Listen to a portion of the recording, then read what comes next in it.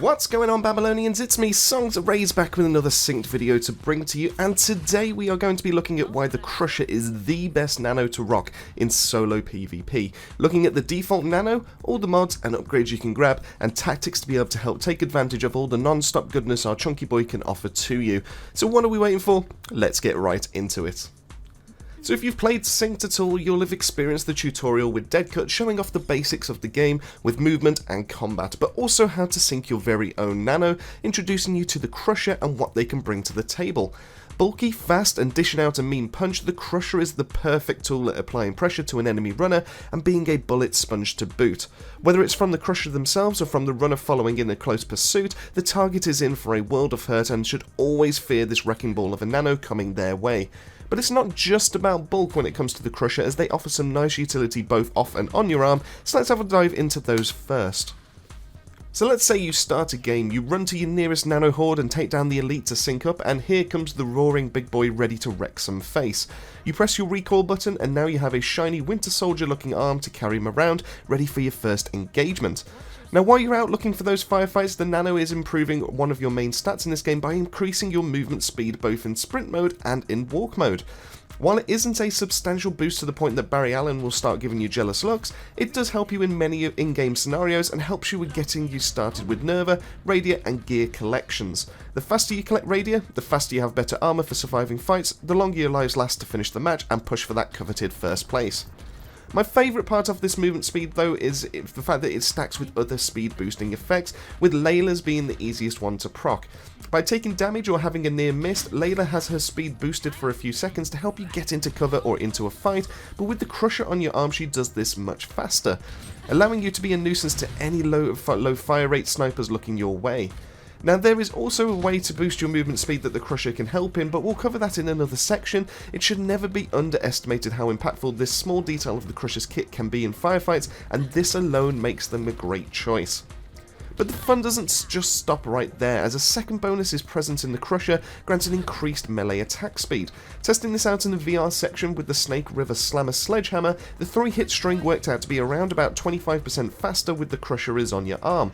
Now while this bonus is more noticeable for heavier melees, it does mean that dual-wield melees can be swung much faster, helping with melee playstyles and mowing through the Nano hordes without firing a gun to give away your position.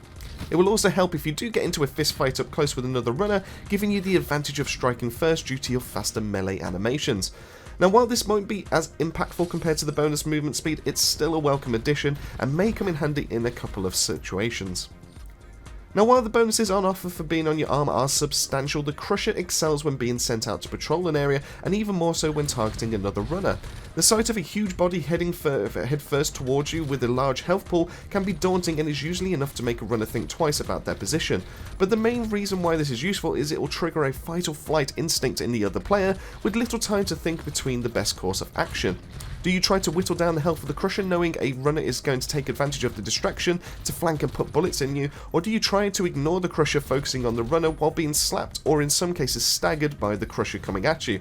Or do you just run knowing that there's a good chance that you're just going to get gunned down once you're out of cover? All of these put the enemy in a bad place, one that gives a lot of reward to the controller of the Nano and swings the advantage to your side in a firefight. We'll talk tactics later on though, knowing how to effectively use your Crusher to always have the advantage in a one-on-one firefight, but for now, let's have a look into how you can customize your Nano and which of these are going to be worthwhile picking up.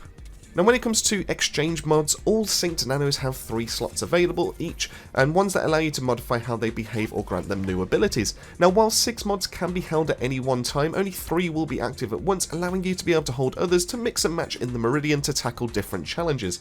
The Crusher is no different, allowing 3 mods at once and a total pool of 6, but weirdly only 5 seem to be on offer in solo PvP, as Kinetic Rage seems to be missing, residing itself to the PvE mode. Now this would make sense from reading the description, but it's important to note that that being the case, so no need to keep spinning the exchange in hopes of seeing it. Let's have a look at the mods on offer, covering the Kinetic Rage mod first to get it out the way, and then we can discuss further on the other mods we can use in PvP. So Kinetic Rage is one of 2 mods designed to directly impact the Crusher's offensive capabilities by unlocking new attack patterns to deal with threats. The Crusher will enter an enraged state by roaring and then proceeding to pummel the ground for a multitude of AoE attacks, dealing damage within a deceivingly long range for the animation, dealing moderate damage to all within the radius. Now when this mod is upgraded to level 2, this then offers a 30% chance to stun nanos impacted on each of these attacks. As this mod has a relatively long cooldown and only stuns nanos, I assume for this reason it was left out of PvP.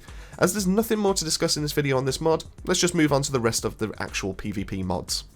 Morpheus Rage is the other of the two mods, allowing additional attacks to the Crusher's repertoire, changing his tanky nature into that of a more berserk focused one, attacking faster and adding in some leaps for some AoE damage and some staggers to all targets that are nearby. This all comes at the cost of lowering the defense stat the Crusher has, allowing them to be melted down from gunfire or attacks faster than before to be able to compensate for the increase in pressure and lethality it now possesses. Upgrading the mod allows your Crusher to be able to recover 50% faster when on your arm, meaning Crusher management for attacks and health can be done a bit more aggressively. Overall, Morpheus is an amazing mod, one that is worthwhile rocking if you do plan on being aggressive alongside your Nano. The potential of landing a leap to stagger runners and opening a window for you to land a devastating shot is more than worth the cost of lowering the defense. The Crusher still possesses some of the best health in this game nano-wise, even with this mod active, so they don't instantly become made of paper mache, and the reward is more than worth the risk. Having the upgrade though is welcome though, as the damage taken can be shrugged off much faster while recovering on your arm, allowing you to be able to send them out once again. Self-destruct is an interesting mod, one that rewards you for sending your Nano into gunfights and then losing. Now while this is usually something you try to avoid at most times, as you'll lose your companion until they've recharged and the benefits that come with them, the mod helps out in an off chance your Crusher is dealt with, offering a last gasp attempt to do some more damage or even finish the enemy off. Upon getting to low health, the Crusher will try to blow themselves up, leaving a pool of fire on the floor similar to Deadcut's grenade ability, cutting off choke points or dealing damage and more over time if it's close enough to the runner when it happens. When upgraded though, this ability spawns 2 temporary nanos to help continue the fight and get that last attempt to distract, damage or even stagger runners by jumping to them and detonating. Overall, Self-Destruct is a decent mod, one that offers an extra chance at doing more damage should the worst happen and you lose your Nano. While the Black Widow Nanos are a nice addition once upgraded, they are small and weak in comparison, taking 1 to 2 shots to destroy and don't pose the same threat as your Crusher Nano did. Against higher skill players who know how to effectively destroy sync nanos, it can be worthwhile swapping in, but in the vast majority it pays to manage your Nano's health bar and not get that low. One interesting thing to note with the Self-Destruct mod is the fact that every single swing can now inflict fire onto runners or to other nanos, so that can be a nice way to be able to apply some extra damage or some extra pressure. Quick Dodge is an interesting mod in theory, but hard to pull off in a battle, as it requires the perfect dodge timing to be able to activate. Once you do pull off a perfect dodge, a white boot symbol will appear, advising you now have the increased movement speed. While moving faster is a great ability to have, this mod relies too much on prediction timings from either a Nano, which would be probably the easiest way to be able to proc this, or timing your dodge from an enemy runner that's shooting you. This is bad for a couple of reasons. One is trying to predict when and where that shot will be for you to be able to dodge away and time it right for the perfect dodge window, and 2 for trying to dodge anywhere that doesn't have you going into cover, as it's easy to be able to track a runner in the latter part of the dodge due to how the animation plays out. Personally, I'm not a fan of this for PvP, and I would probably advise that you steer clear of this as well. Stunner is a very deceiving mod, one that is much better than you'd initially think, but it is worthwhile upgrading to level 2 to see the full benefit. Put it simply, Stunner gives you the chance to be able to apply stun to the target when you take off their armor. Now this can be applied from you shooting the runner or the Crusher doing the armor break, but at level 1 this isn't consistent, as it's just a chance at the stun being applied. At level 2 though, we see the percentage increase to 100%, guaranteeing any runner you fight and being able to break their armor, you'll stun them ready for your follow-up shot. Now applying stun doesn't mean the runners lose control of their character or freeze them in place for follow-up shots, mainly as for game balance this would be extremely broken. Instead, this will apply a bright flash on the enemy, dazing the character and impairing their ability to be able to retreat or even fight back. For 1v1 fights, this is extremely important to land, as it will give you a small window where the enemy cannot fight back as effectively, allowing you to be able to move or continue firing while they suffer the adverse effects. This won't win fights alone by itself, but it does give you the better chance at being able to finish them off, and I highly recommend using Stunner when you can get hold of it at level 2. Lastly, we have one of the most unique and insane mods the Crusher can give you as a companion, which is called the Crusher Fist. Now this mod at level 1 gives you a flying fist projectile to be able to hit runners and enemies alike, to be able to do huge amounts of damage. To put into perspective when this offers, elite nanos can be taken down in one hit of this, massive damage if not full kills can happen of enemy companion nanos, and enemy runners will lose all of their armor and a lot of health should they get hit by this. It's an insane amount of burst damage for the simple cost of a mod slot and learning how to be able to aim it. This fist will recharge every 15 seconds, meaning you won't get many uses inside of a regular fight with another runner, but it will be a nice surprise for anyone that's not expecting it. Pesky Seers get nearby, giving you away, get line of sight of it and fire this fist for a fast takedown, leaving you with your nano and no support of their own. Same can be said for other nanos, nothing takes them down quite as fast as this free melee projectile, and improving to level 2 replaces your regular melee attacks with that of the Crusher Nano themselves, dealing more damage and no longer requiring a melee weapon to be equipped to dish it out. One thing to note is the projectile has a weird aim to it and will take some getting used to, as the projectile itself is slow but the hitbox is large, meaning that it will hit the floor sooner than you expect if you plan to use it as splash damage for some DPS. Now be mindful of waist-high pieces of cover too, as while it looks like it will travel over it, most likely it will collide and detonate on the wall. Overall, the Crusher Fist is an insanely good mod and should always be equipped in pretty much any mod combination you plan to use in PvP. Not only does it offer some of the nice damage versatility, it also takes away the requirement of having a melee weapon on hand to be able to deal damage and provides a nice, quick and relatively quiet way to take down packs of nanos and elites without you firing your loud gun giving away your position. My usual go-to combinations for the above mods would be Stunner, Crusher Fist and Morpheus Rage. Now this improves my Crusher's viability to be able to take on runners, potentially locking them down into a stagger for a few seconds, giving me the opportunity I need to be able to beam them down. Stunner works amazingly in this combination, allowing me to break the armor for the Crusher to do its work, or helping me win the 1v1s that solo PvP is made up of, and lastly the Crusher Fist being a nasty projectile damage-wise to finish fights, or to take out problematic nanos that try to come near me or give me problems. While the other mods are okay, with self-destruct being nice if I could fit in, I do think the previously mentioned 3 are the perfect combination and help with improving all aspects of the Crusher's kit. So we've had a look at the kit on an individual level, we've took the mods and the basic behaviour of the nanos into consideration, so let's have a talk about tactics and ways to effectively use the nano to get the best of their ability. Now some of these will require mods, but we'll look at what works with and without them so you can get used to both ways.